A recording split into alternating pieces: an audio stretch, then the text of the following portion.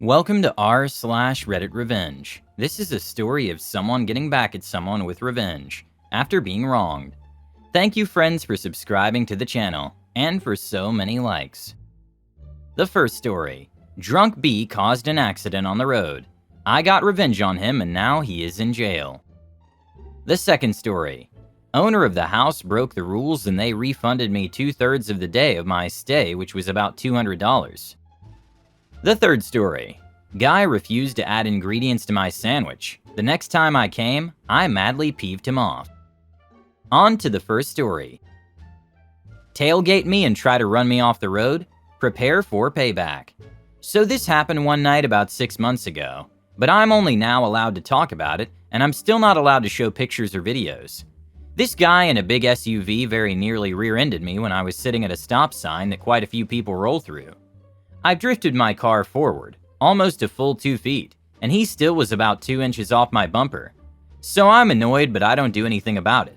I make my turn when it's clear and the guy rolls through the stop sign. At this point I realize he's a D-bag just being a D-bag. My turn is in about a mile, and the speed limit is 40 miles per hour through there. It's a pretty high-quality country road that's wider than a normal country road. It's dark out, so that I know that if I get pulled over for driving slow, I can just say I'm being cautious of deer. I do not top 30 miles per hour the whole time. He's flipping his high beams constantly. About halfway through, there's a straight stretch. On the left side of the stretch there's a guardrail, then a near sheer drop into the woods. The right side has a 2-foot deep ditch, and then a sheer hillside reinforced with rocks. I've slid into it in the winter. The only way out is with a wrecker truck. In this stretch there are multiple no passing signs. He starts to illegally pass me, and then tries to push me off the road into the ditch. I lock up the brakes and slide. This causes him to swing way hard and hit the hillside. He bounces off the hill and across the road. An oncoming car has to slam his brakes and ends up sideways across the road. I watch as the guy in the SUV drops over the hill and lands sideways on a tree, which prevents him from going over the hill. I turn on my 4-way flashers and go to check on the car that's across the road. The driver is around 20. And has her hands so tightly locked on the wheel I'm pretty sure it still has finger marks imprinted in it. Otherwise, she's fine. I call 911 and request an officer. The 911 operator says she'll send someone out. I walk over to the SUV and see through the shattered passenger side window that there's a guy in there screaming and trying to get loose from his belts, and notice beer cans strewn through the cab. I walk towards the back to inspect the gas tank. Don't want it to randomly explode, and it looks fine.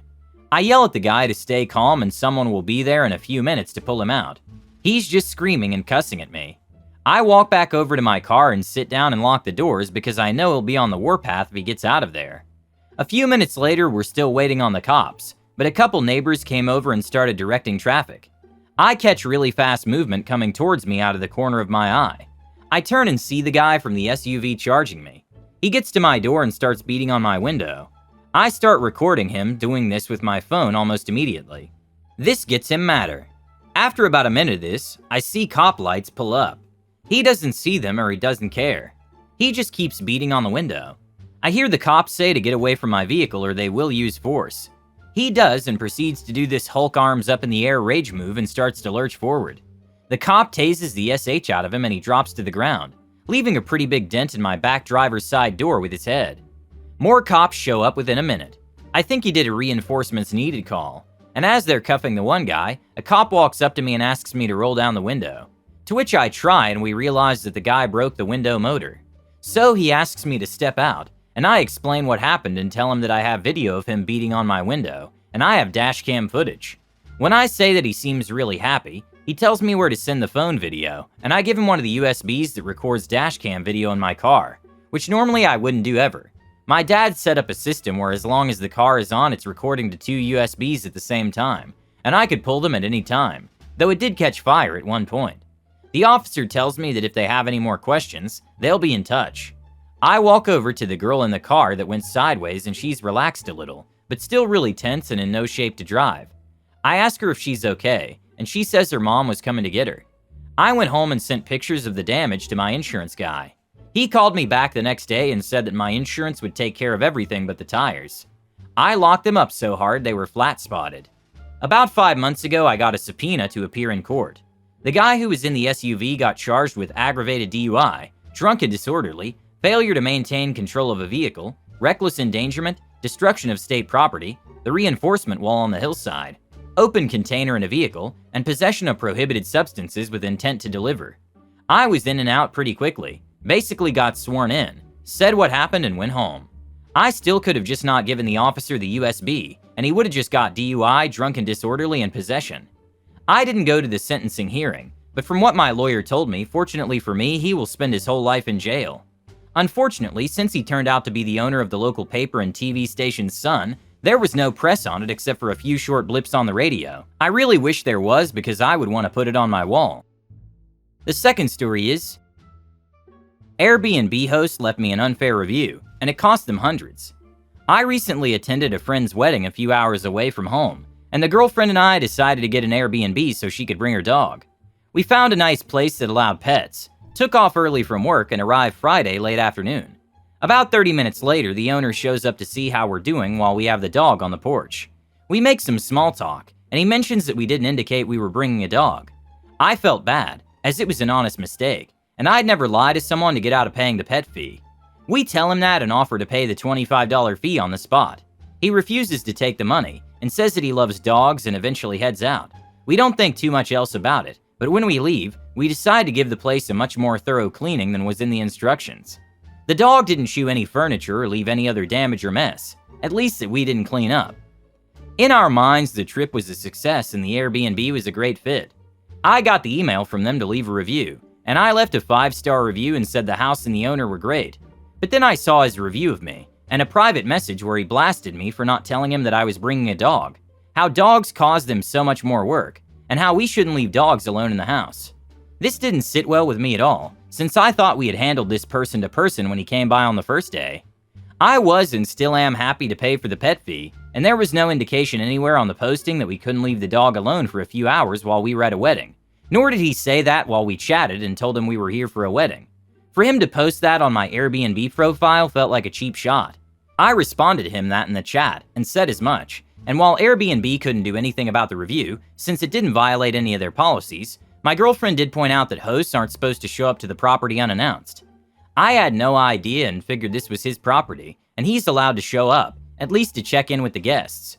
Normally I wouldn't care, especially since it was a very cordial interaction, but since he took a cheap shot with my review, I decided to do the same. I reached out to Airbnb support to tell them about his unannounced visit, and they forwarded it to their security team. I answered a few questions about the interaction and they spoke to him. A week or so later, they let me know that he was in violation of their policy, and they refunded me 2 out of 3 days of the stay, which came out to about $200, all because of a bad review. Edit. We were in a rural area like where I'm from, so it felt like a friendly neighbor coming by to say hi, but I could definitely see how others would feel uncomfortable with a stranger coming by. I was expecting them to just give him a warning, but getting refunded was a plus. I've pretty much stopped using Airbnb because of this type of nonsense. The third story is Surly Stingy Subway Store. So I'm on jury duty for the 3rd time in 10 years and I'm not a happy citizen.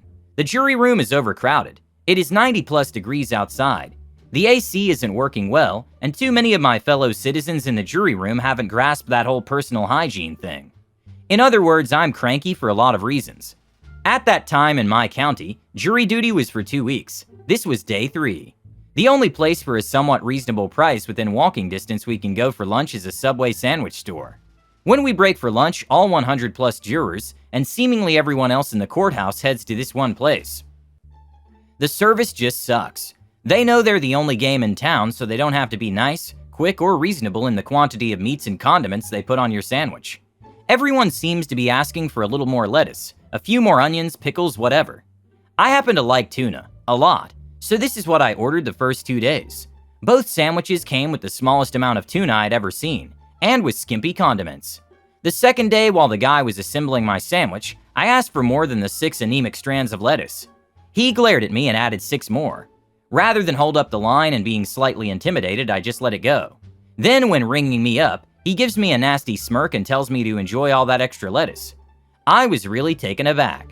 The guy seriously leered at me like some kind of psychopath. I paused with my credit card in hand and decided I didn't want this mongrel to see my name, have my CC, etc., So instead I pulled out cash. He actually seemed surprised, like I read his mind or something. I left there truly shaken. The rest of the day and that night, the more I thought about it, the more peeved I got. The next day I went there again. Same guy. Noted the recognition in his face when he saw me. I have very long curly red hair, green eyes, and people often remember me. Repeat the whole exchange, including giving him cash. But this time, the whole time, I'm smiling. He is getting more surly by the second. Back in the jury room, I struck up a conversation with a couple others. All went to Subway. All commented on the stingy qualities in the surly people. That guy in particular. The next day, I took my revenge. Same guy. He recognized me. Got this really weird glint in his eye. Two of those with whom I spoke are in line behind me, one of whom leans over to me and asks if I killed this guy's cat, the way he's glaring at me. I answered, just wait. I ordered tuna. He puts on 2 tiny scoops. I say I want double meat. Yes, I know the upcharge. He puts a half scoop more on and starts to move towards the condiments. I stop him and say, no, I want double meat. He says that is double. Now the line is stopped. I say no, regular is 2 scoops, double is 4. You added 1/2 of 1. Now add 1.5 more. Now he's practically snarling at me as he slams 2 more scoops on the bread. Now lettuce, 6 strings. I just smile and say no, more. He carefully picks out 2 more. I smile and say no, a whole lot more, like every other Subway in the country does. He literally has a vein popping on his forehead by now and he yells at me, "You don't tell me how much to use." That brought dead silence to the place and the guy looks like he's going to leap the counter and attack me. Remember, this is walking distance from a courthouse. The place is filled with cops and lawyers. I just smile sweetly and say, yes I do. That's the whole point here. I tell you which and how much of each ingredient I want, and you're going to charge me double for meat, so what's the problem with the lettuce? So he takes a fistful, literally smashes it onto the sandwich, making the tuna squirt all over the place. Then he smashes it some more as he rolls it up, like he's kneading bread, and slams the whole thing down next to the cash register, staring daggers at me the whole time. So I move down towards the register, order a drink and some chips from the shaking cashier. She starts to ring it up and I stop her. Loudly I say, I don't want that sandwich, just the drink and chips. She is shocked, but anger, man, just explodes. You ordered that. You're going to buy it and eat it. Then he really loses it and says, B, you'll effing pay for that and eat it. I'll have you arrested for stealing. Now 2 of the cops in the place have moved up, one next to me, one behind me. I look at the cop next to me and smile, and he just barely perceptibly shakes his head no, but doesn't take his eyes off the guy. As I'm leaving, I got several smiles, a couple thumbs up, and about 6 or 7 people who also turned around and followed me out. All while the guy is ranting and screaming. More cops are now up at the counter and I'm smiling hard. This last spring, I got called to jury duty again. The Subway shop is no longer there. The next story is, going to deduct $125 from my final paycheck? That'll cost you. Once upon a time, I was a travel agent and accepted a job at a small family-run agency in Austin. Both owners also worked there along with their daughter, and they were not good managers.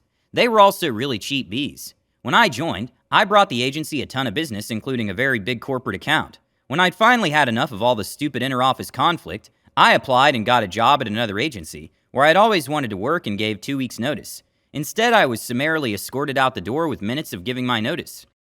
This was back in the medieval days when we all had a Rolodex where we kept out important contacts, and the owners refused to allow me to take it with me. I knew the names and numbers of all the clients that I wanted to take with me anyway. Whatever. I had worked there for 2 years by this point, and 8 months prior, the owners had sent me on a familiarization trip, which was a pretty customary way to allow an agent to experience a destination in order to better sell it. As I had never skied before, they sent me to Crest Butte for 4 days. The entire trip cost them $125, which included my airline ticket, shuttle, lodging, ski pass, equipment, and 1 morning of beginner lessons. Meals were on me, which was fine. When I received my last paycheck, they had written on the stub that they had deducted the $125. Again, whatever. I immediately spent the entire morning calling everyone that I had ever worked with there, whether I really enjoyed working with them or not. If they had spent money with me, they got a call. Everyone. The big account, of course, came with me along with 99% of the clientele, including those clients that I had developed through the last agency. Ran into the American Airlines rep at a function about 6 months later, and he told me that the owner had whined and complained that I cost him $250,000 in that time period alone. All for a measly $125.